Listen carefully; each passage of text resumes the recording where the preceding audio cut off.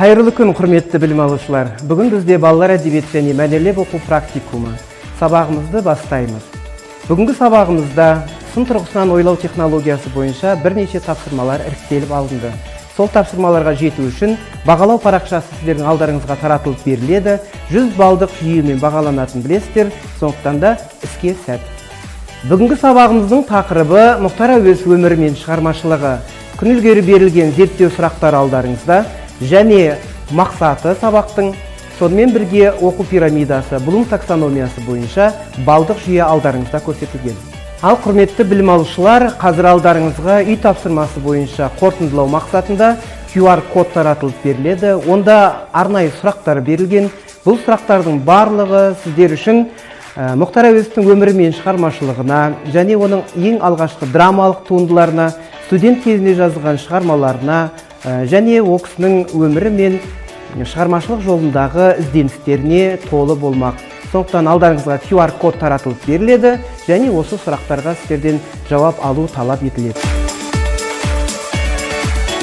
Білім алушылар, қазір сіздерге бейнебаян ұсынылады. Бұл бейнебаянда қандай құндылықтар дәріптелген және осы құндылықтарды анықтай отырып, Мұхтар Әуезовтің шығармаларындағы құндылықтармен сәйкестендіру. Құндылықтардың қандай түрлері бар, сол туралы әр топ жеке жауап береді.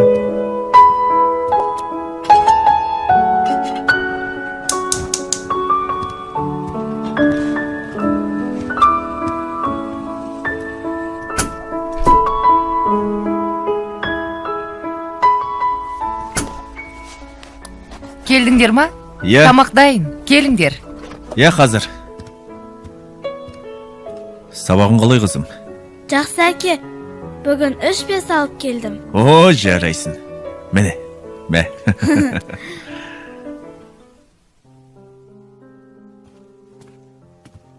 Не ғой, отағасы, аздап тамақтың астын күйдіріп алған едім.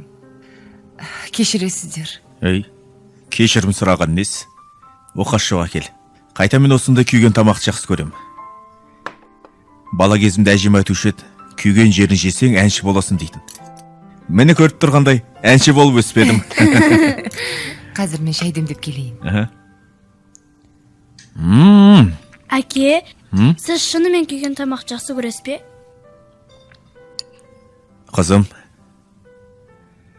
анаң да мен сияқты жұмыстан келді. Шаршаған шығар. Кішкене күйген тамағын жесек, ешқандай зияндық жоқ. Мен де жұмысты кемшіліксіз жасамаймын ғой. Сондықтан бір-бірімізге кешірмен қарауымыз керек. Солай ғой? Яке. Түсінікті ма? Яке. Ал әншілер, қалай тамақ ұнап жатыр ма? Өте дәмді бопты. Ал онда шай ішейік. Дәмді ма? Дәмді. Әнші боласын же. Ұлттық құндылықтарға құрмет. Отбасы құндылықтары. Білімге ұмтылу, іздену. Келесі тапсырмамыз 3 минуттық пауза әдісі арқылы сын тұрғысынан ойлаудың технологиясы бұл. Сол 3 минуттық пауза ішінде сіздер көз жүгіртіп, оқулықтан мәліметтерді ала білулеріңіз керек және еске түсіре отырып қысқа жазбалар мен түсініктемелер дәптерлеріңізге жазылады. Бір туар тұлға Мұхтар Әуезовтің өмірі мен шығармашылығы туралы, оның шығармаларының қазіргі өмірмен байланысы, астарласып жатқандығы, өмірден алынған шығармалардың тарихилығы, шынайылығы жөнінде мәлімет бере отырып деректерді жазу. Бұл тұрғыда біз жеке жұмыс ретінде инсерт әдісі бойынша берілген мәтінмен танысып шығу және инсерт кестесін толтыру. Білу түсіну деңгейінен кейін қолдану аясына келіп жеттік. Қолдануда берілген тапсырма Joyteka платформасында орындалады. Ойлан жұптас бөліс әдісі арқылы мағынаны тану стратегиясы бойынша берілген тапсырмаларды қазір Joyteka платформасында сәйкестендіреміз. Ол үшін бізде 5 сұрақ берілген. Әрбір сұрақты құпия бөлмедегі орналасқан әртүрлі заттарда жасырылған. Ол оқулықтарда болуы мүмкін, ол компьютерде болуы мүмкін немесе ол жердегі кілемшеде деген сияқты. Яғни әртүрлі 5 сұраққа жеке-жеке шығып, сәйкестендіре отырып жауап береміз.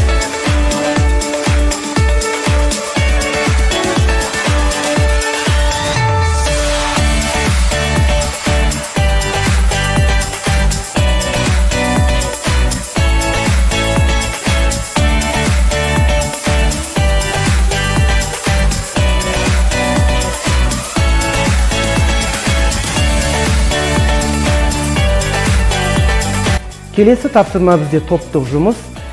Топтық жұмыста арнайы тапсырмалар беріледі, және сол арнайы 3 тапсырманы 3 топқа ұсынғым келіп отыр. Бұл жерде топта талқылау әдісі арқылы топтастыру стратегиясы бойынша талдау жасалынады. 3 топтық тапсырма, талдау уақыты 12 минут, және талдау деңгейі 20 балды құрайды. Тапсырма құпия хатты шешіп, Мұхтар Әуезов әңгімесін табу. Екінші топ Абай мен Құнанбай бейнесін ашатын сөздер мен сөз тіркестерін жинақтау. Кейіпкерлер бейнесі бойынша беріледі. Және үшінші тапсырма Мұхтар Әуезов өмірі мен шығармашылығы бойынша берілген деректерді сәйкестендіру.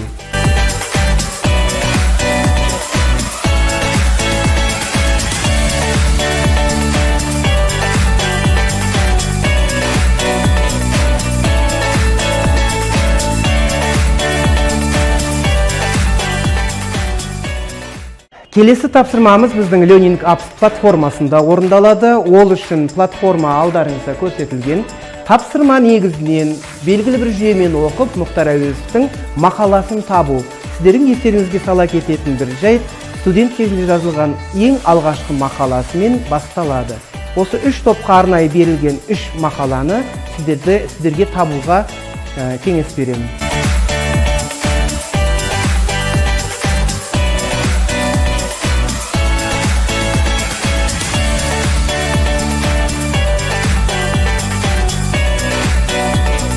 Білім алушылар, бізде алғанғы тапсырмамыз оқулықпен жүргізілген болатын, қазіргі тапсырмамыз дәптермен жұмыс. Сіздерге берілетін келесі тапсырма екі жақты күнделік деп аталынады. Бұл жерде сіздерге проблема мен түсініктеме беріледі. Проблемалық сұрақ көксерек әңгімесіндегі құрмаштың ажалына кім кінәлі? Яғни проблема бойынша сіздер ары қарата оған түсініктеме берулеріңіз керек. Ол үшін дәптерімізді ашамыз, түсініктемені дәптерлерімізге жазамыз. Қазір енді сіздерге үйге берілетін тапсырмамен таныстырып өтейін. Үйге берілетін тапсырма Мұхтар Әуезовтің өмірі мен шығармашылығы және бастауыш сынып оқулығында берілетін оқушыларға арналған Мұхтар Әуезовтің шығармалары. Сонымен бірге электрондық оқулықта 10 сұрақтан тұратын тест жұмысы мен 3 деңгейлі тапсырманы орындап келу. Бүгінгі сабағымыз өз мәресіне де келіп жетті. Енді сіздердің алдарыңызда сабақ барысында таратылып берілген бағалау парақшасы бойынша 6 тапсырма көзделген болатын, және осы Блум таксономиясы бойынша берілген 6 деңгей бойынша тапсырмаларды бағалау парақшаларына қойылған балдық жүйелеріңіз бойынша мен жинап аламын, және әрі қарата өзім қорытынды бағаларыңызды қойып шығайын. Бүгінгі Мұхтар Әуезов өмірі мен шығармашылығына байланысты арналған сабағымыз аяқталды. Енді кері байланыс жасайық. Сіздердің бүгінгі сабақтан алған әсерлеріңіз бойынша ой пікірлеріңізді тыңдайық. Бүгін біз Мұхтар Әуезовтың өмірбаянымен таныстық, сондай-ақ жоптека тапсырмалары маған өте қатты ұнады. Бүгінгі сабақта біз басқа топтармен жарыса отырып, топтық тапсырмаларды орындадық, және одан кейін Мұхтар Әуезовтың шығармашылықтарымен таныстық. Бүгінгі сабақ өз мәресіне келіп жетті. Сабаққа қатысқандарыңызға көптен көп рахмет, және бағалау парақшасына қойған бағаларыңызбен қажетті балдық жүйелеріңізді түгел алдыңыздар. Көп рахмет сіздерге.